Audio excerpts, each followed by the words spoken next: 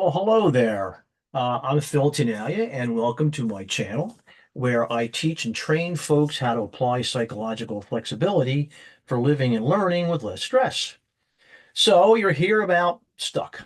If you've ever been or looked online for ways to deal with being stuck, then you have found that there are a lot of options. And I get it. Been there myself, done a lot of struggling in the past. So today I'm going to show you a simple way to go about getting unstuck that you can use right away. It's worked for me and tons of students and educators that I've shown it to. So here we go. Step one, you're going to get this diagram up in front of you or in front of your students if you're working with a student. So you can draw it on a piece of paper, on a board, or an easel, whatever suits you. And you want to have this question that I already have written here. Who is important to you? Written down on the diagram. So it's got senses at the top, and it has mind at the bottom. Over here, the feeling of satisfaction, just write satisfaction. Over here, the feeling of relief. And that's the diagram. So draw it out and have it available somewhere where you can use it for your next stuck session. Don't worry, because it's going to show up sooner or later. If you're like me, feeling stuck happens more often than we want. So, step two, going to look something like this. You are going to invite yourself or others to take a look at your situation, your stuck situation, using this diagram. So, if it's just me by myself, I might be thinking, yeah, I'm feeling kind of stuck right now. Maybe I could use that diagram that I drew up to look back at my situation and see if that'll help me to feel less stuck. Now, if I'm working with a student, it's going to be more like, hey, can I show you what I use to help me figure stuff out? Whenever I'm struggling with something, maybe we could use it and see what's going on, see if we can't use it to help us figure some stuff out here. That kind of thing. So that's step two, inviting yourself or inviting a student. It either way is going to be the same process. Now, step three is getting perspective on feeling stuck. Now, for this one, what I'm going to do, you're going to see very quickly that I'm going to share something up here. And now you see that same diagram that I showed you before, except now it's there. You can see it. It's up in front. So now you or they are looking at the diagram. And if you don't have it in front of you, just recall it in your head. And you're looking at who is important to you. And you might also be looking at what's important to you. So both of you can weigh in on that. So I might say that my wife is important to me. A student might say their friends are important to them. You might also talk about what's important to you. Could be teaching, they could be saying learning, could be getting credit, could be something completely different. But you want to start there because that's how you get yourself grounded and that's how you get them grounded.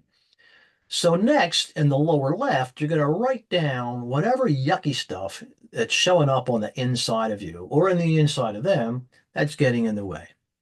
Stuff like fear, anxiety, thoughts like, I don't want to be here, I don't want to be doing this, boredom, whatever it is.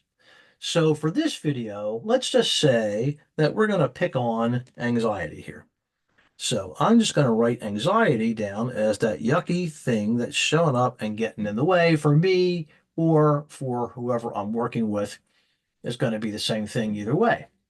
So the idea here is that when this yucky stuff shows up inside of us, we have an immediate urge to want to fix it, get rid of it, minimize it. We want to lessen or eliminate this crappy thought and feeling stuff. Now, trying to do that is a trap. So, when you write it down, like I just wrote down anxiety, you're just simply noticing that it's shown up. There's no need to mess with it. You just put it down there. So next, in the upper left part of this diagram, you're going to be writing down what you or they are doing to try to get relief from this yucky stuff. So, let's just say that the yucky stuff shows up and you come up here and now you're going to do something to avoid this anxiety down there. There's all kinds of ways to avoid anxiety. We just got to write that down. So when we do that, now the next thing we want to be able to do is say, when I'm doing this avoid stuff to get rid of my anxiety, is my anxiety really going away and staying away, or does anxiety show back up? Now, I ask myself that question. I can ask the student that question.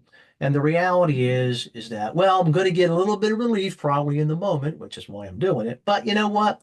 That anxiety shows back up. So they're going to say, they might say, yes, it go away. But then you say, well, does it go away and stay away, or does it show back up? Well, it's going to show back up. So now watch what I do. Now I'm going to come down here, going to draw another arrow all the way down to the bottom. Rats, anxiety is either shown back up or it's returned or whatever. So now I want to do some more stuff to try to get away from it, to get some relief for it. And the thing I might do here is get up in here. Let's say maybe I'll distract. Now, the most popular way I know to distract these days is for people to get on their phone, right? So that's a distraction. There's lots of other distraction. So when I do the phone stuff to distract myself from my anxiety, is my anxiety going away? Am I getting rid of it forever? Is it showing back up? No. We're right back down there feeling some of that stuff some more, right? So now, what else can I be doing here? One of the popular things that people like to do is they like to complain when anxiety shows up. So they might say, or I might say, complain. And is the complaining eliminating anxiety from your life? Not so much. So now I just kind of draw this around so it gets nice and tight, and I say, yeah, and then it gets to the point where you're doing all of this stuff and you start to feel stuck. Have you ever felt stuck? And now they're going to say, yeah. And then I'm going to quickly say, me too. Everybody gets stuck. We all get stuck. No big deal. It's going to keep happening. This is what I call step 4, completing your stuck picture. So now you've got this picture here with your stuck loops going on the left, and you still have who and what's important to you. That hasn't gone away. It's still over here on the right. So now we just step back, and what we do is we just simply step back and we notice it. And now I might write that word notice right here in a minute. Right in the middle, I write the word notice. So now we can just notice that this stuck loop thing is happening. And when we start to notice, now there's a pausing and a choosing that goes on here, because now you're going to choose whatever it is you do next. And you and your student can still choose to be stuck. They might go on doing that because, let's face it, people get stuck and they sometimes just will stay stuck. But what we're doing here is we're setting up conditions so that people can notice when they're doing the stuck stuff, and they can also be noticing about who and what's important to them. And then when that happens, they can go off and try some other things, or you can go off and try some other things and see how they work. And that's really all you want to be doing to try to help yourself get unstuck in the moment, right? Because in the moment, you're really struggling with this stuff. That's what this over here is. You're struggling and struggling with it. And what we're doing is we're adding some noticing, which is going to free you up to go off and maybe, or have them go off. Oh, I could try this. I could do that. Then you go ahead and try that stuff out and see how it works. So, over time and with a little bit of practice, you and your students are going to be learning how to notice when you're getting into these stuck loops. And then they're going to start feeling less important, and you may find yourself doing more for who and what is important to you, and they may be also doing the same thing.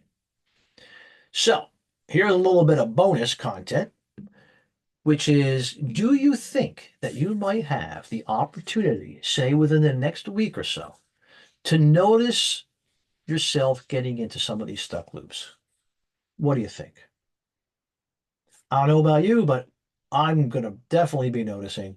I'm going to probably get into one of these stuck loops not too long after I finish this video and put it up on YouTube. So that's what we want to be doing, noticing stuck loops, which then leads to us being able to feel a little less stuck and more able to do the things that we want to do which is really highly related to who and what is important to you. That's why we wrote that down from the very beginning. We're going to come back to that. So also below is a link to where I walk you through how to use the matrix to invite and connect and collaborate with people. And you can check that out anytime you want. And if you're finding this information useful, please click subscribe, give me a like, whatever you want to do, put a comment down below. I'm going to continue to offer um, training via these videos as we go through the school year and have fun noticing stuck loops. Take care.